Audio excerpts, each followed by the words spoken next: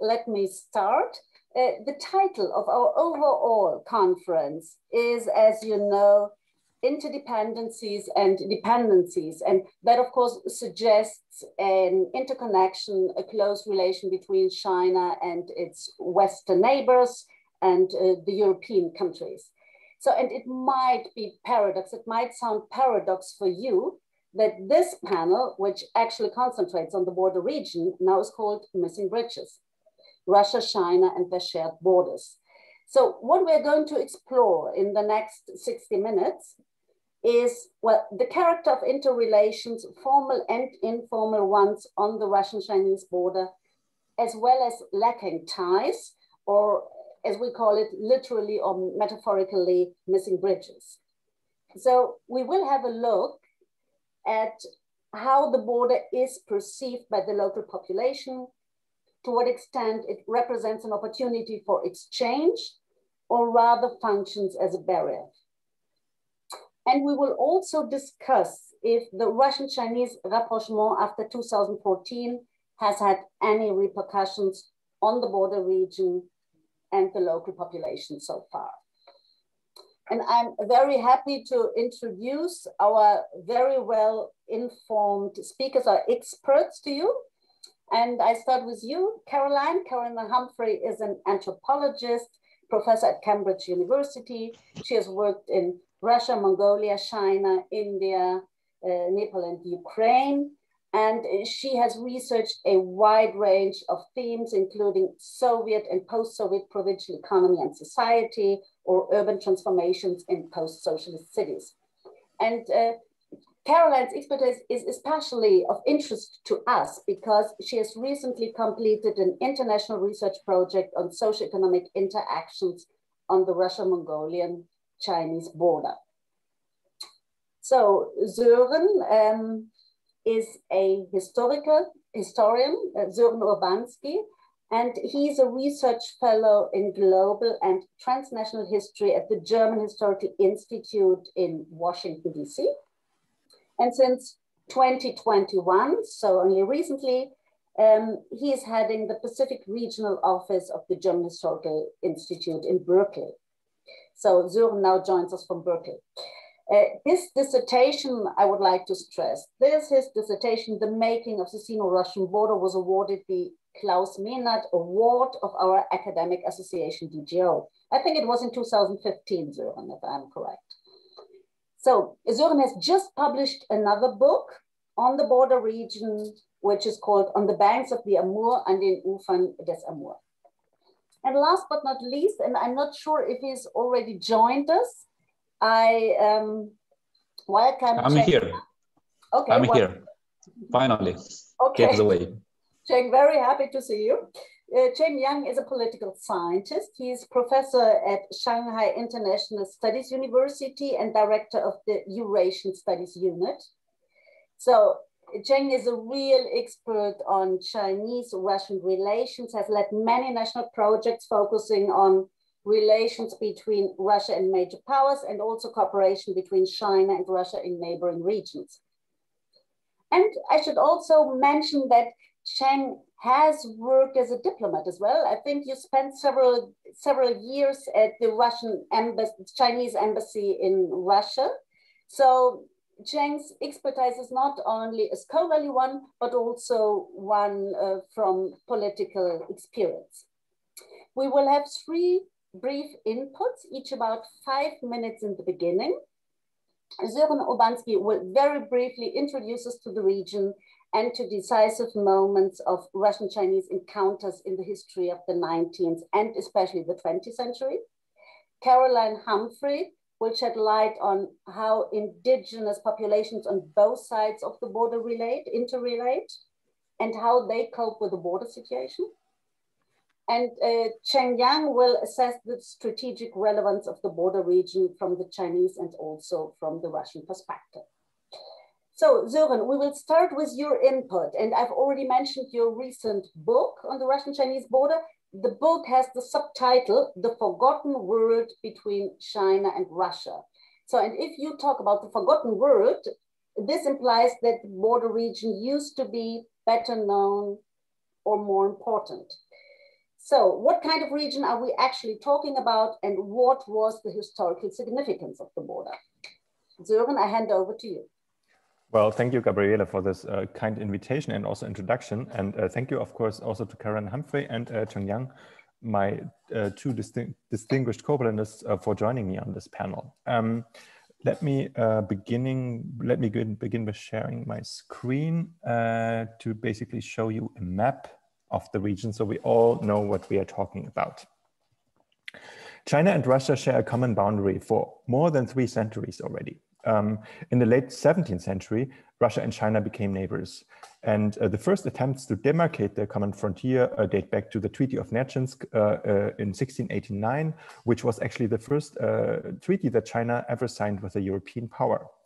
In the mid-19th century, and I'm really doing a fast forward here, the Sino-Russian border became the world's longest border, the world's longest international border, stretching for about 12,000 kilometers from the Central Asian mountain ranges in present-day Kyrgyzstan through the inner Asian steppes of present-day Mongolia, along the river valleys up to the Sea of Japan. Since 1991, following the independence of Mongolia and the disintegration of the USSR, China and Russia still share a common boundary for about 4,200 kilometers along the Argun, the Amur, and the Ussuri rivers, and a very small strip of land measuring about 55 kilometers in the Altai Mountains between Kazakhstan and Mongolia. It is still the world's 6th longest international border. And the Sino-Russian border was special and is special in many ways. It divided the 2 largest Eurasian empires. It is the meeting place of European and Asian civilizations. And if you have been to the border, you will see the stark difference. And I've never seen such a stark or kind of stark division at any land border in the world. And it is also a meeting place of nomadic and sedentary people.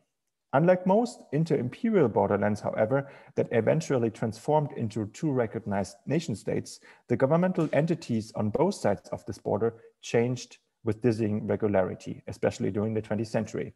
We start off the 20th century with a border between the Qing Empire on the Chinese side and the Roman Russian Empire on the Russian side until 1911. Then we have the Soviet Union Republic of China border, followed by the Soviet Union Manchukuo border. And Manchukuo was a Japanese puppet state between 1931 and 1945, facing basically the Soviet Union on the other side. Then after the war, we have the Soviet Union PRC border, which was first friendly and then turned hostile. And since 1991, since the end of the Soviet Union, we have a border between the People's Republic of China and the Russian Federation.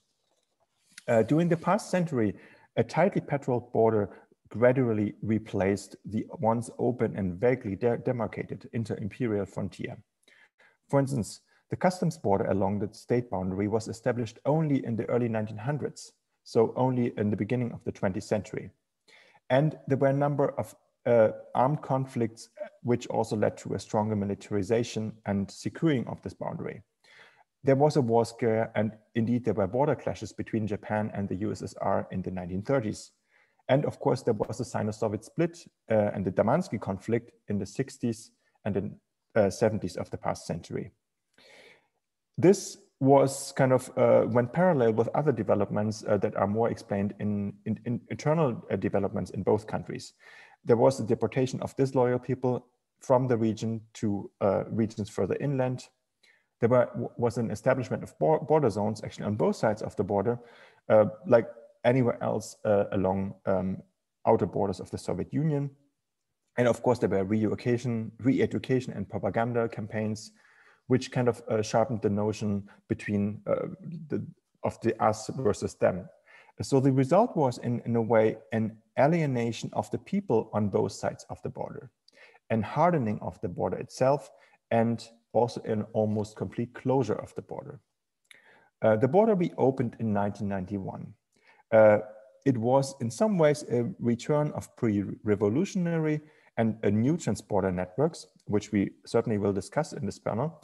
And, but we have to keep in mind that the present day situation and the present day, in a way, started in 1991, is strongly influenced by the legacy of this transformation.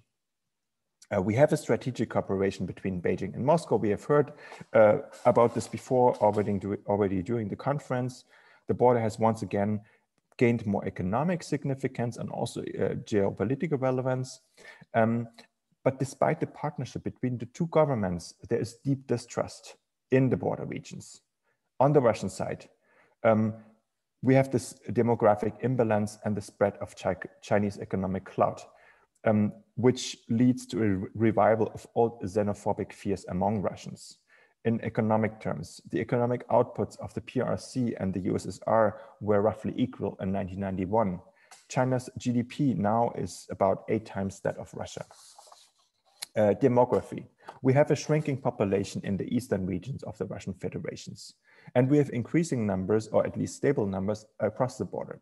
So the population of China's northeast today is about 10 times the one of the Russian Far East. And on the Chinese side, we also have what many scholars call phantom pains, especially of lost territories. In the mid-19th century, I was already referring to that, China ceded territories larger than France and Germany combined, north of the Amur and east of the Ussuri rivers to Russia. By the treaties that were signed by both parties are still called unequal treaties in China. And we still have cities that are now undoubtedly Russian that still have Chinese names. And those Chinese names sometimes are still used in China. For instance, Vladivostok, many people in China would refer to the city as Haishanwei. We have to keep in mind these and other historical legacies when looking at the present day situation in the border regions. And these legacies also lead to the missing bridges, which are our panel title. And I think the missing bridges exemplify this deep distrust also in the border regions. The Amur forms the border for about 2,000 kilometers, so roughly the half of the existing boundary. First initiatives to build bridges across the border, across this river, date back to the late 1980s, the Perestroika period. But Russia afterwards was hesitant to complete those projects while China was willing to invest. And the first road bridge linking Russia to China has been completed in 2019 outside of Cheng and Blagoveschensk, the most important twin city along this border. But due to the pandemic and the border restrictions related to that, this bridge is not open for travel yet. So there's not much Amur along the Amur, and let me finish with that and end my presentation. Thank you very much, Soeren. And you can also remove now the map. Yeah, I'm trying to. Please speak on. I'm okay, struggling with no this. problem at all. Caroline, with this, I hand over to you. The ethnic and cultural composition of the population in the border region is very diverse on both sides of the border. And Soeren has already pointed out that state control over the territories frequently changed. I mean, this was what he's just described. So especially in the 20th century.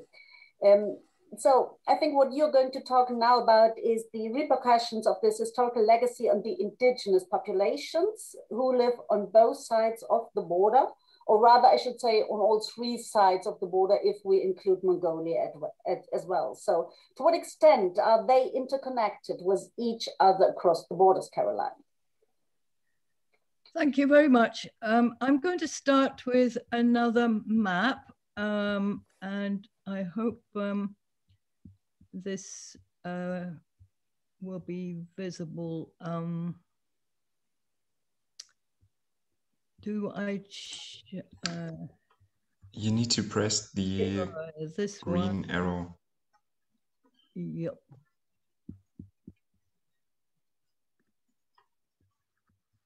Okay, and now I need. Can you see this? Yes, we see that.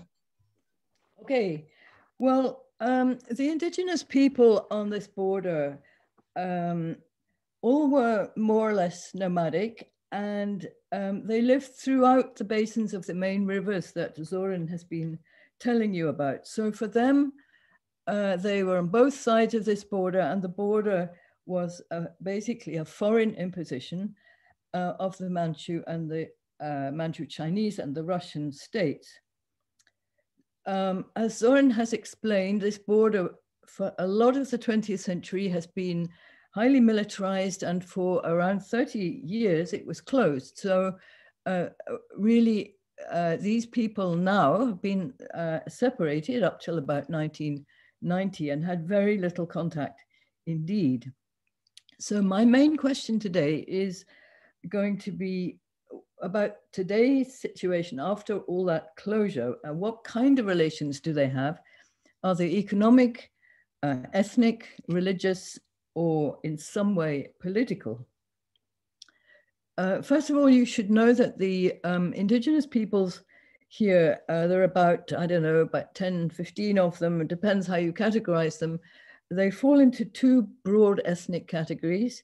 The Mongolic, who were people who were numerically larger groups, and mostly they had a nomadic pastoral herding culture, and the Tungusic groups, which are much smaller and scattered, and with a traditional economy of hunting and fishing and reindeer herding. So the first point to make really is that these groups today are very different in their orientation. The Mongolic peoples, who are Buryat, Barga, Hamnigan, and the Mongols themselves, are generally really quite keen to establish relations across the border. But the Tungusic groups, they're far less interested, and some of them are so divided and so alienated, as Soeren has explained, that they don't even recognize their former kin on the other side of the border as the same people.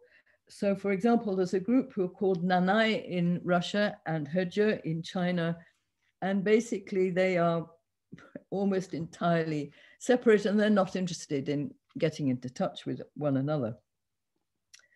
However, I should say, first of all, that there's one sphere in which, on the Russian side, all of these people, whatever their ethnicity, do try to establish some kind of cross-border networks in China, and this is the economic.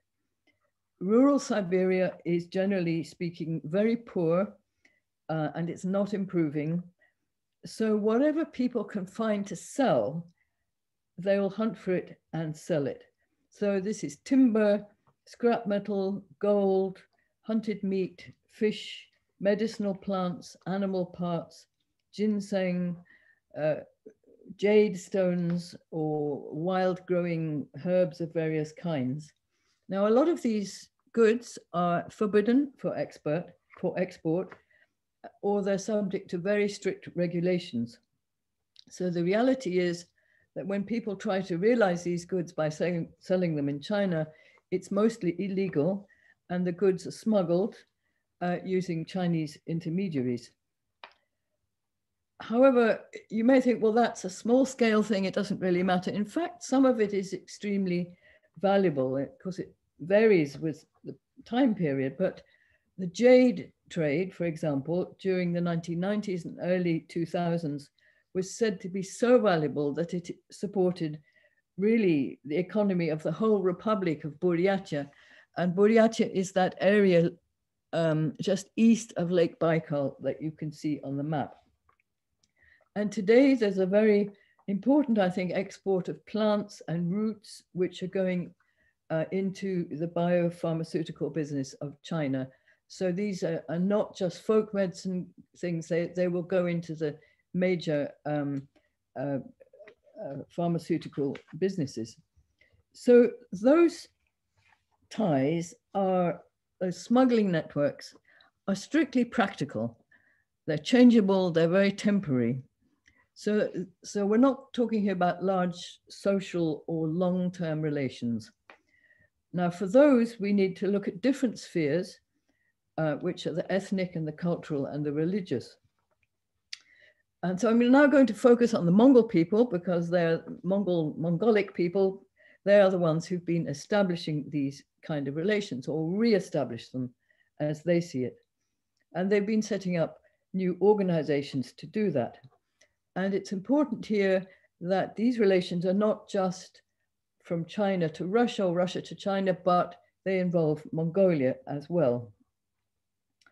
And I would say that despite recent unrest on the topic, and though it may seem strange, the common language background is not itself a very important factor, because basically inside both Russia and China, the Mongolic peoples are heavily acculturated, their dialects have grown extremely different from one another, and a lot of people don't even speak their own native tongue. That, however, so language itself is not an issue really, I don't think, but that doesn't prevent people still making ties. And so what kind of ties can this be? The first of these is religious, and it relates to Mahayana Buddhism. How do I move this next slide? Yes, this is a monastery in Buryatia. Buddhism spread from Tibet through Mongolia to Buryatia in early 18th century, and it's experienced after, of course, the socialist period when it was repressed. It's now experiencing a very big revival, mass revival.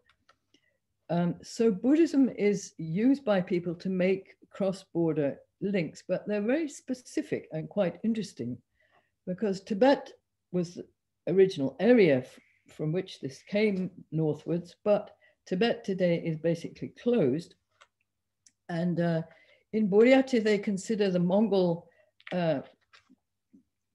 religious establishments as less advanced than their own. And so they would basically ignore both China and Mongolia and go straight to monastic centers in India for training. So we have quite an interesting situation here, because there's a twist. The leader of the Buryat Buddhists, who is a man called Ayushev, here he is with President Putin. He's quite a nationalist, and he's opened up a kind of rival version of Buddhism, Buryat Buddhism, which is attempting to attract worshippers from across the whole region, from Mongolia and from China. And they have various sacred sites in kind of magical places in Buryatia, through which he tries to attract people. Now, in this way, he's presenting himself as against the Tibetan influence, and therefore as a competitor to the Dalai Lama. Now, a second vector of cross-border relations is ancient history and genealogy and common clans. Here we have one of these old genealogies, a very large one. There are various cross-border groupings, clanic groupings. One of them is called the Hori, which take their genealogies a long way back, back to the 8th century in the case of this one. In other words, before Genghis Khan, before the Mongol Empire. And in this way, they're able to establish a common identity with the Barga people of Mongolia and China and the Hori Buryats living in China. In other words, this is a grouping that brings together tens of thousands of people who live in the 3 countries. Now this Caroline, I'm sorry, but we will have to come to an end. I just yes, okay. Yeah, okay, thank you. I'm sorry to interrupt.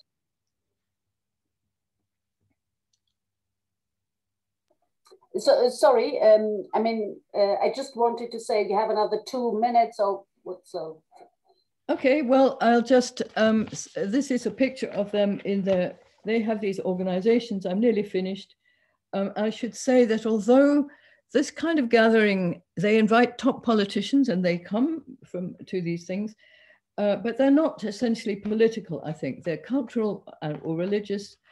And what I think they do show is the existence of a very different and separate sense of identity among these people, which avoids or bypasses the categories that are imposed by China and Russia as state entities. That's it. Thank you. Thank you very much. And you can also now remove the PowerPoint, and I go on to Cheng Yang. Cheng, Soeren has mentioned already the revitalized strategic cooperation between Moscow and Beijing. So I think it is of interest for us to hear from you. Does this strategic partnership has any repercussions on the border region? Has the border gained new economic and political relevance after 2014? Okay, thank you very much. I will talk about the strategic relevance of the border regions, especially its increasing role in recent years. You mentioned about 2014, yeah, right? Or 2014. I mean, yeah. 2014, yeah, 2014, after the Ukraine crisis. Yeah. I mean, we should maybe put it into a more longer in a historical perspective to find a way to explain to you and to the audience that how it changed. I mean, the reform and open up begins with the south and the eastern coastal regions of China, including Shanghai, where I'm working now. I mean, border areas are often in the marginal state because of its or their geographical location. So in other words, China's opening up started from the regions which have more coastline, have ports, or relatively close distance to that area which have more coastline, port, and so on, because it's quite easy for the coastal regions to find a way to join into the international economic system. And also another point is that actually these coastal regions actually since the Opium War, actually they have been part of the so-called the colonial or semi-colonial system. Yes, that means which is quite familiar with the Western rules. It's quite also important for these regions join into the international system. So from the perspective of development, China has formed three words, I would like to say. The first word, or the developed word, is the earliest and the most developed coastal areas in the southern and the eastern China, with strong liberalism and market economic mindset. The central region is the second word, where state centralism is the basic feature of the development of this region. So they mainly would like to go to Beijing to ask for some, for joining any state supporting plan and so on and so on. The third word is the least developed word, is a West region with the strongest nationalism emotion. So you know that in recent time, during this time, there are lots of maybe I can call it as a struggle between China and the West, including Germany. I mean, on Uyghur issues, on Xinjiang issues, and so on and so on. This is the Western region where it has strongest nationalism, emotion, and also with very strong separatist attitude, and so on and so on. But the situation is changing. If China wants to achieve a stable development and thus gain more legitimacy for the Chinese Communist Party, it cannot ignore the imbalance between these three words from the perspective of development in China. The more crucial problem is that China's development in the past was mainly based on the fraternal competition model, and the protectionism among different regions was increasing. Also, we are witnessing this kind of increasing protectionism during the last 10 years, maybe, especially in the periphery regions, in the border regions. So I would like to repeat that China's economy integrated into the international economic system, mainly reflecting the eastern and southern regions, but without a unified domestic market. Moreover, to some extent, the sustained strategic competition between China and the United States leads to the fact that China's political elites must find a way to achieve the goal of sustainable growth, which is quite crucial for the Chinese Communist Party.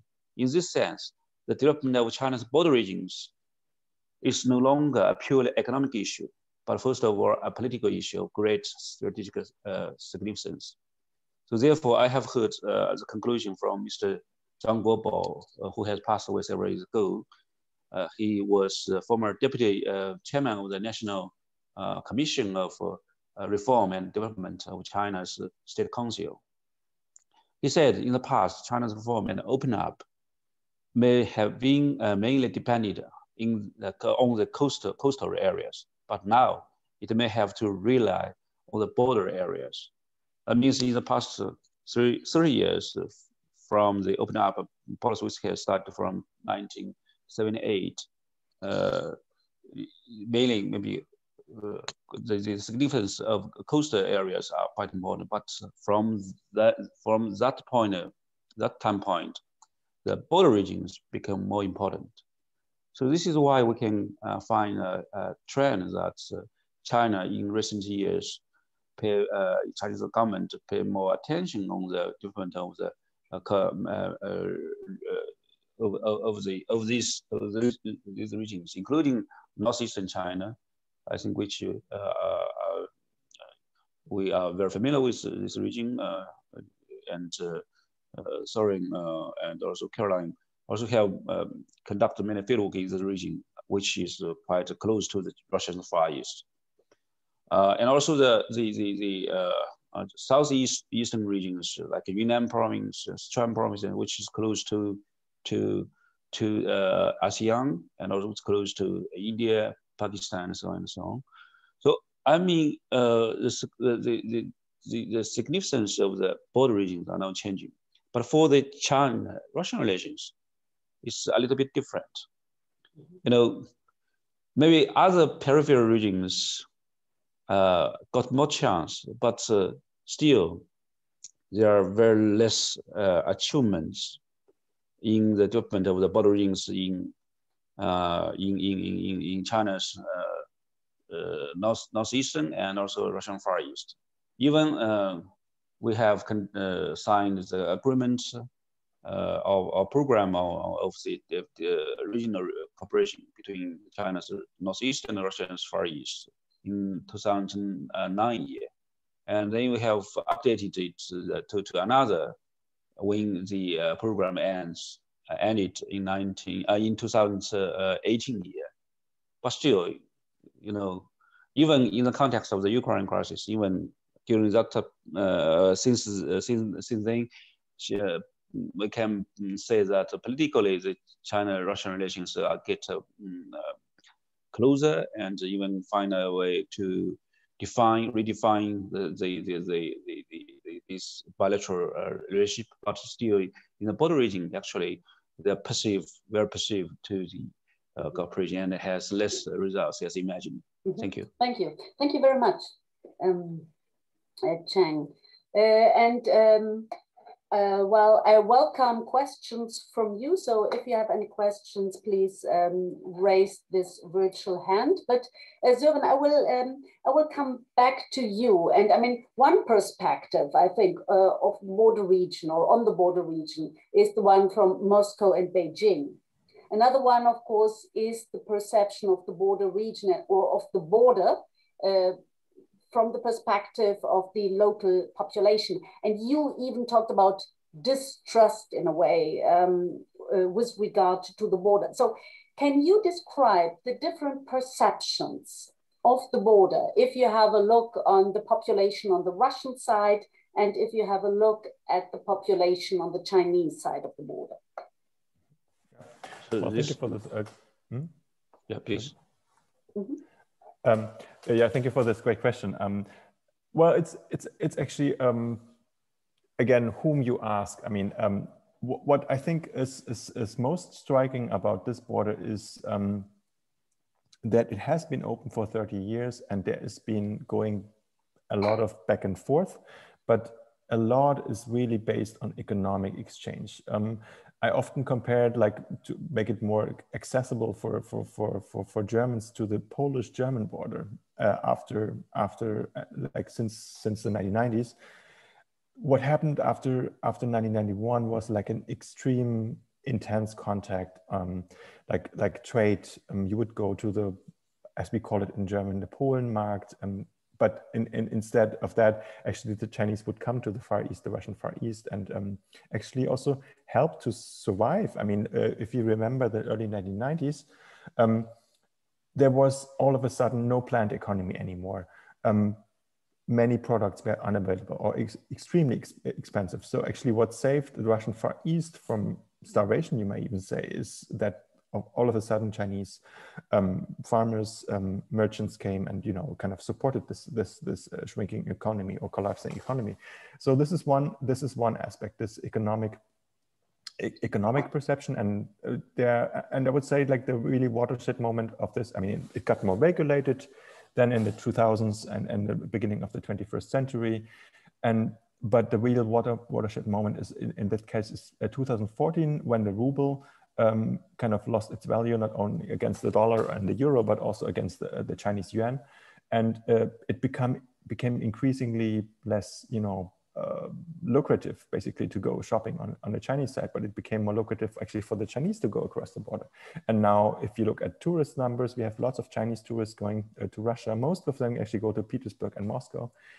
But not to the Far East. Many go to Lake Baikal. But there is this increase in tourism. Now we have the pandemic, but before that, and I'm sure after that will resume. So there is this going back and forth, but there's also a lot of people who have no interest whatsoever in the other side and have little knowledge about the other side.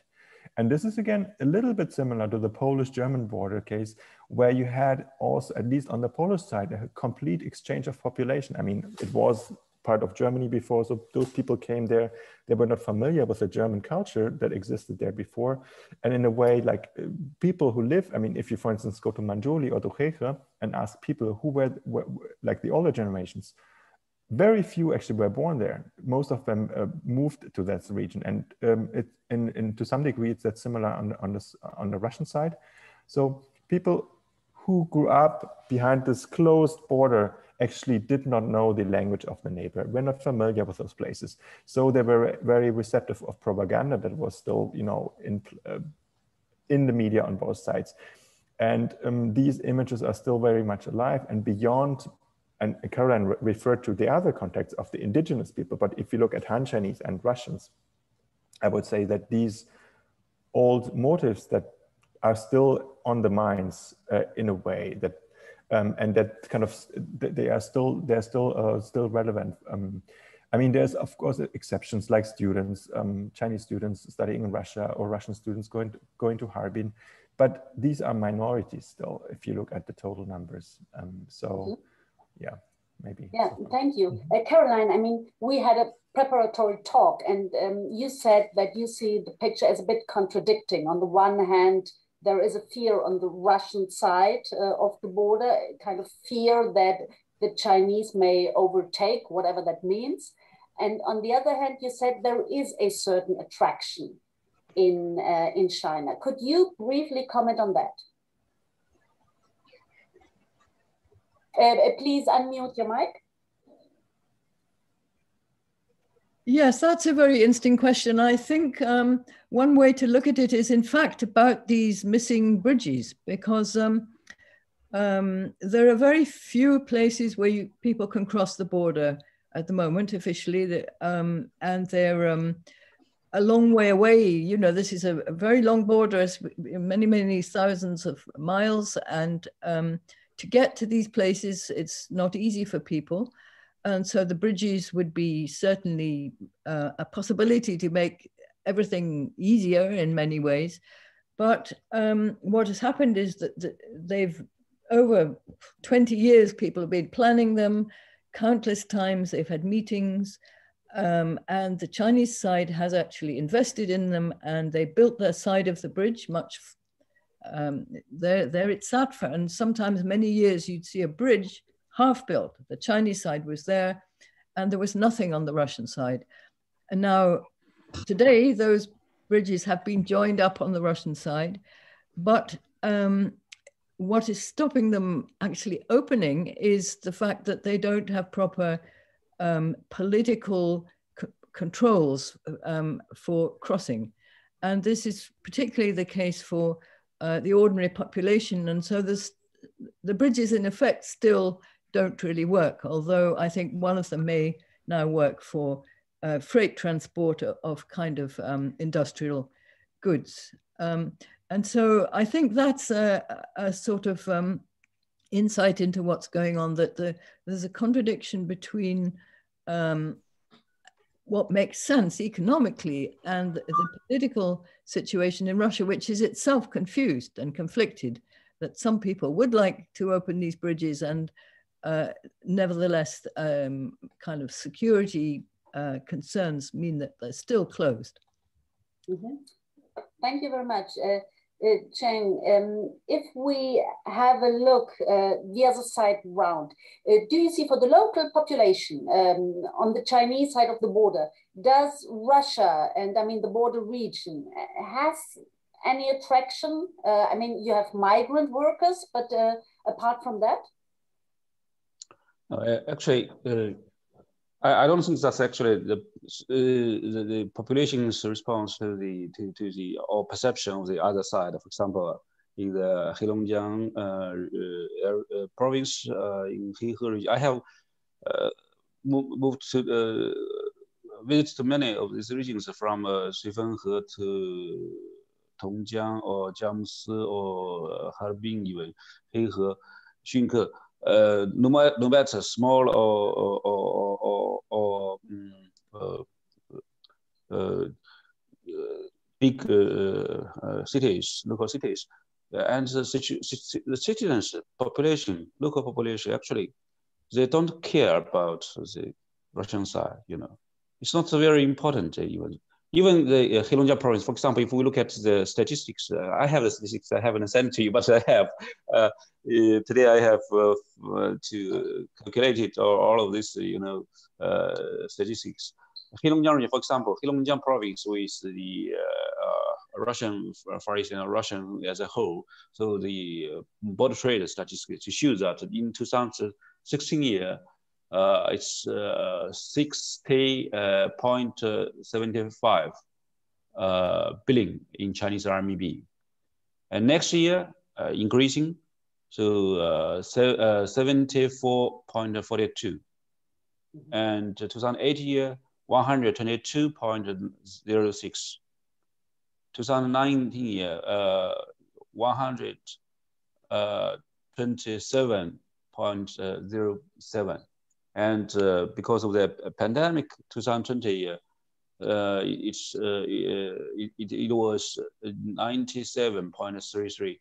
But the problem is, even province Heilongjiang, with a big share in China's, border trade with Russia, because totally, for example, in 2016 year, total Cyano-Russian border trade is 110.26 billion Chinese RMB. It means Heilongjiang is more than more than one half of this Sino-Russian border trade, but its trade with the developed regions, domestic developed regions, and also with outside the world, for example, with Japan, with South Korea, actually are much higher than with Russia. So this is a problem. I mean, it will have a reflection in the local population. That means with Russia is not so important. Even the official rhetoric in the local government, they will pay more attention on the development of the trade with Russian Far East. But as a whole, Heilongjiang has several border regions with Russia. But even the local citizens, maybe they have a business with Japan, with South Korea, or with Chinese developed coastal regions, rather than with Russia. Mm-hmm. Thank you. So we have several questions. Henrik Alf and Ekbert Jan, and I don't see any other hands so far, but if anyone else wants to put a question, please let me know. Henrik, we will start with you. Yeah, hi, Henrik Alf from the University for Sustainable Development. I have a brief question to Soeren or Caroline, or both of them. Is there a particular citizenship regime for borderlanders that would allow them to cross the border, I don't know, for one day or for several days a month? I knew there was something like that in place, at least for the Kazakhstan-China border in the beginning of the 90s. And where would people have to go to get a visa? Is there a consulate somewhere nearby? Yeah, that's my question, basically. Thank you. Ekbat Jan. What is the extent and the political relevance of illegal migration between the three states? In the recent years, there was much speculation about the big migration from China to Russia, but nowadays we don't hear anything about the topic. And you also didn't mention that problem. Thank you. And I may add to this question, I would also like to know from you, Caroline has already briefly mentioned that there is smuggle also as part of the trade. And to what extent you see that smuggle really is an extensive part of cross-border trade. So, but we'll go back to the first question, and Soeren, can you comment on that? Maybe I can take the citizenship and migration question, and Caroline, you would like to take the other, or is that? Yeah. Or and Cheng may, so basically, Cheng may also comment on the smuggling. So what I mean, like, illegal migration was indeed a problem in the 90s when things were a little chaotic, and there were actually many undocumented Chinese in the Russian Far East, but the number never actually like the numbers portrayed in the Russian press were never those which exist in real life. And actually, the number of Chinese today is quite insignificant. We're talking about like a couple of 100,000, which are all legally in Russia. So it's a very strictly regulated regime nowadays. So it's basically a play with fears and old Soviet jokes that was still very, and the population again was very receptive of these motives I referred to earlier. About those migration regimes, there is, to my knowledge, but maybe Cheng Yang and Karen may know it better. I think, for instance, as a citizen as a resident of Blagoveshchensk, you can freely go to Cheche nowadays, but you cannot leave the city. So it's actually, there is an outer limit for the city, and it's limited to a day or two. I'm not sure about that, but there is some form of like kleiner Grenzverkehr, as you would call it in German, like small border exchange going on, and consulates. There is a Russian consulate in Shenyang, actually not in Harbin, but in Shenyang, which is like far from the border. It's actually quite some distance you have to travel. So it's in the southern part of northeast China. And on as for the Chinese consulates existing, to my knowledge, there's just one in Khabarovsk, and actually not in Vladivostok or in any other place. I'm sure the Chinese would like to open more, but maybe Cheng, have any update on that? Thank you very much, Caroline and Cheng. Could you please also comment on the question of migration or illegal migration, and also the question of smuggling? Caroline, will you start? Okay. Well, on smuggling, I think it's very, very difficult to tell how the value ranks. I mean, it's obviously very small in comparison to the major exports and imports between China and Russia, which are in things like oil and gas and coal and things like that. But for the population, it's very important indeed. And I think it's a major source of income for ordinary villagers, particularly rural people. They essentially live off that. I think there's some interesting things happening, I think, just recently with COVID and that sort of thing, because with COVID, a lot of Chinese people, in fact, maybe most of them inside Russia, unless they had Russian citizenship, they went back to China. And so this actually there were accusations that they were bringing the revival of the COVID with them when they came back. And so they were stuck a bit at the border in quarantine, but they've kind of gone back. And the result is that the work that they were doing in Russia, particularly in agriculture, has got to be, either it doesn't happen or the Russians have got to do it. And there are some signs that Russians are sort of taking part in these things. I mean, there are huge fields of soya beans, for example, an industrial proportion of export of soya. The problem in Russia is that the labor force has got used to doing other things. It's got used to all this kind of sideline, small business, smuggling type of stuff. They're not trained and they don't form good workers. The Chinese are much, much harder workers and much more, they don't drink, they're a much better labor force. However, the Russians, it seems, are doing a little bit there. And so now there's another interesting thing, which I think is that in China, maybe Yang Cheng can correct me about this, but there's quite a lot of concern about the ecological status of these food goods and the use of large amounts of chemicals in Chinese agriculture. And the Russians are able to claim, I don't know if it's true, but their produce, relatively speaking, is kind of ecologically good. And so there is a certain amount now of agricultural goods going back from the Russian Far East to China, where it's sold at quite high prices because it's all this special kind of stuff. But who does this business? It's not actually the Russians, it's the Chinese again. They're much better businessmen. They can spot these opportunities. They can say, okay, back in whatever our city is in Soeren or wherever it is in China, there's a market for this fresh, ecologically pure Russian stuff. And who's going to exploit it? It's Chinese traders. Thank you. Cheng, can you comment on that and on the question of smuggling? Do you have any knowledge on that? Or please unmute your mic.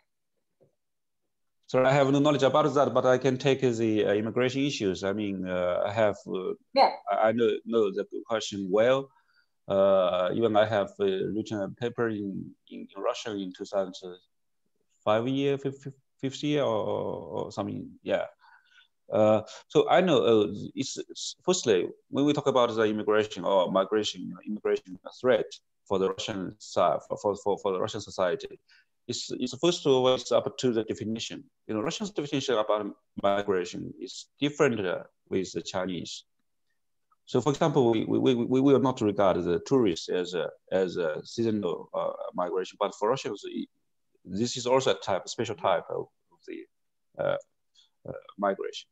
And according to the statistics, as I know, for example, 2018 year, there was a trilateral tourism meetings at the ministerial level. And during that meeting, there was a statistics had been issued to the media. It said that in 2018 year, the Russian tourists or Russian citizens who went to visit China was 241.4 million. But the Chinese who went to visit Russia in 2018 is 203.7 million. So that means the Russians actually came to China, visited China more than the Chinese went to Russia. But the Chinese have never regarded the Russian citizens who are visitors as a threat. So it's a psychological issue more. So Far East, yes, there are a lot of huge territory with very less populated population, and psychologically they are, but not even the local population are not so afraid of China's migration. The migration issues often was written by the Moscow-based specialists, experts, or the local officials, media. So yeah, it's a business. It's a political business, you know, to some extent. Yes, but I think this is one of the differences, that on the Russian side, there is rather kind of threat perception with regard to the border, while I think the Chinese do see it more as an opportunity. We do come to an end of our discussion. I don't see any further questions from the audience. So my last question to the three of you is if you dare to have a kind of outlook on future developments, and do you see any prospects for enhanced border cooperation in the future? And if so, which ones? And Cheng, maybe we'll start with you. I mean, you've already mentioned tourism. Do you see any other fields? Okay. Anyway, you know, any Chinese-Russian cooperation agenda is a politicalized agenda. Mm-hmm. This is the first point. The second point is, I don't think that even I have joined in the projects, in the programs, which was signed by the two presidents in 2009 in New York during the during the Assembly of United Nations. So I was one of the key designer of the cross-border cooperation between Far East and the Chinese Northeast regions. But several years later, I have changed my mind.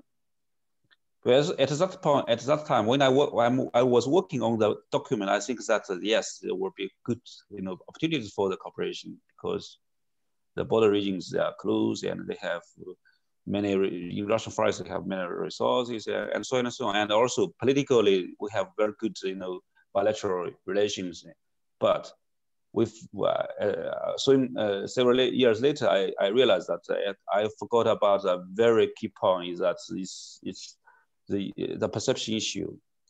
It's not the perception from the local in the Far East, but from Moscow. So, and then later I suggest another alternative plan, not to focus only on the border regions, but to bring the other more developed regions into the cooperation agenda. That means we asked the 6 provinces alongside the Yangtze River to join the cooperation with the Russian, also several oblasts alongside the Volga River. So why I suggest to find this way, because I think that these two regions are more developed than the peripheral regions, border regions. So this is their advantage. The second is they are so far. That means even when Chinese companies or businessmen went to these Russian regions, maybe they have to find a way to not bring the resources or production back to China, but to the other, either in the Russian market or in the European market. Okay. But also not so successfully worked. So I don't know, maybe we can just wait and see how the situation will go. But I'm pessimist. I'm pessimistic in this perspective. Yeah, thank you for this insight, and also, I mean, I'm afraid for this bleak outlook. So, Soeren, how do you assess future prospects of cooperation or for cooperation? Well, thank you. I mean, historians are often hesitant to talk about the future, but I actually share Cheng's view. I mean, there has not much happened in the past 30 years. Why should there all of a sudden be a change in the next 30 years, right? Unless there is a regime change in any of those countries that kind of leads to structural changes. I mean, the potential I see for the border regions is really, and border regions, I don't mean immediately just the border cities, but the periphery is tourism, and there's an increase in tourism, especially middle-class Chinese tourists going to Russia, not just to the Russian border, but they can also actually experience Russia inside China in Disney-like parks like Manjoli, but actually go to Lake Baikal to kind of appreciate the nature.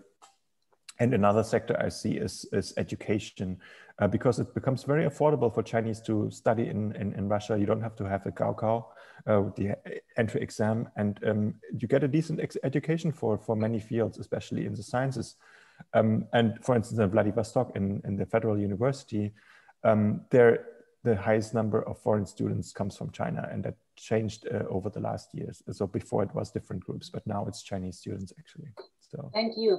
Because education, of course, would be a sector it would be worthwhile to talk more about. But we're coming to end. So Caroline, your views on future prospects. Well, I agree with the two previous speakers. I'm also pessimistic about anything changing very fast. I think, in fact, things might in some ways get worse in the sense that there is quite a lot of dependency at the moment in the Russian Far East on China, and it doesn't look as though the figures are going to get better there unless something happens in some way of investing in the Russian Far East. It's still losing population and the economy is not really developing. So they need to get some investment, basically. And they are trying, the Russians are also trying with India, for example, or other countries, South Korea, but it's not so far been very successful. So I think it is not a very good picture. I mean, I think one area which Soeren mentioned, which I think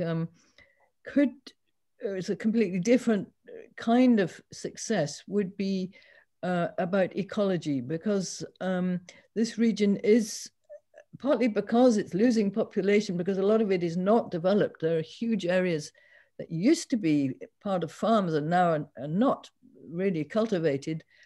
It is an area for biodiversity and various things that are valuable for the planet. In fact, the long-term future of our planet. This is one of the areas where there are vast forests, there are vast areas that are not touched by human hand. So that's just one thought. Thank you very much. And with this, we end with a positive outlook. Thank you very much. Thanks to our three speakers and thanks to the audience for joining us for this panel.